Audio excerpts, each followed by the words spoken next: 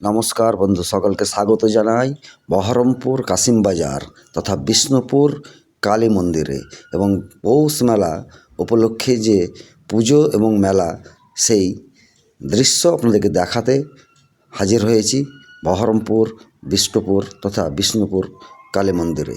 চলুন দেখি ভেতরে মায়ের মন্দিরে কেমন কিভাবে সব আছে। তার আগে দেখে নিই আর বাইরের এই পরিবেশটা দেখুন, দেবাদিদেব মহাদেবকে কী সুন্দরভাবে সাজানো হয়েছে এবং এ রাত্রের এই পরিবেশ অতীব মনোরম, সত্যি অপূর্ব, দেখলেও চোখ জুড়ে যায়। বহরমপুর শহর সত্যি এক অনন্য শহর বলে আমি মনে করি, কারণ আমাদের কাছে বিশেষ করে আমরা যেহেতু বহরমপুরবাসী, আর বিশেষ করে এই বহরমপুর তথা বিষ্ণুপুর কালী মায়ের মন্দির অপূর্ব, তার এই পৌষ মেলার দৃশ্য সত্যি খুবই মনোগ্রাহী।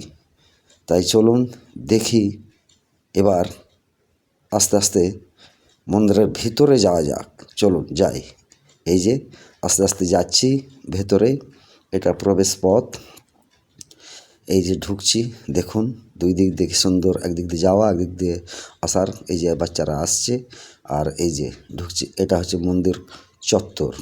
দেখুন বিভিন্ন দেবদেবীর ছবি কি সুন্দর দেওয়া আছে, বিভিন্ন অবতার, যে অবতারের কথা বলা আছে, সেই সঙ্গে মহান ব্যক্তি, মহান মানব তথা মুনি ঋষি সবার ছবি সুন্দরভাবে আছে।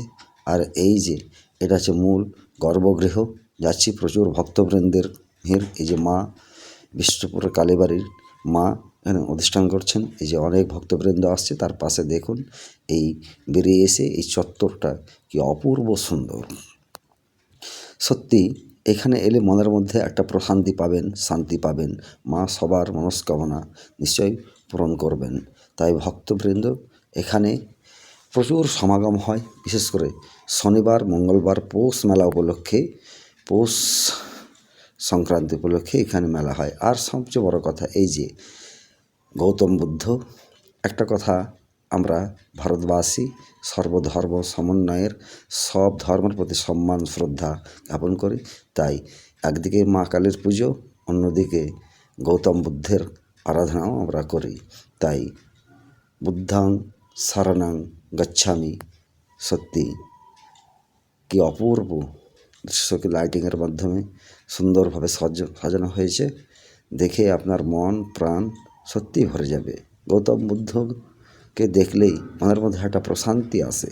তাই সত্যি বলতে দ্বিধা নেই, আমরা ভারতবাসী সব ধর্মের প্রতি সমানভাবে